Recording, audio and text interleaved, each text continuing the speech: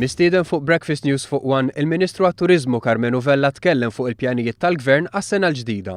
Dis-sena li qegħdin fiha li bdejna s-sena 2010-14 tidher li se tkun tajba wkoll se tkun tajba għaliex ħafna xogħol għal din is-sena diġà konna bdejnih is-sena l-oħra, speċjalment taħdidiet ma' airlines.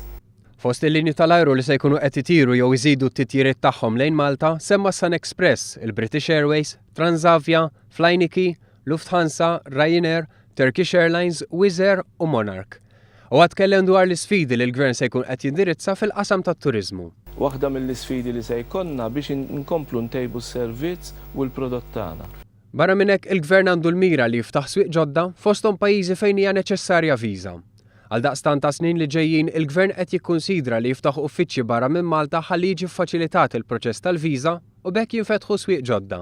Għax imbagħad jekk inti tibda tiffaċilita l-viża, jibda jkun hemm l-interess tal-airlines biex jiġu. Sa dan it-tant il-Ministru Vella jemmen li Malta tfadlilha potenzjal turistiku x'tisfrutta fl-Ewropa stess, fosthom fil-Ġermanja. Sakemm qed nippruvaw niżviluppaw is-swieq tat-tul, il-long haul, xorta għad baqanna fejn naħdmu iktar anki fis-swieq Ewropej.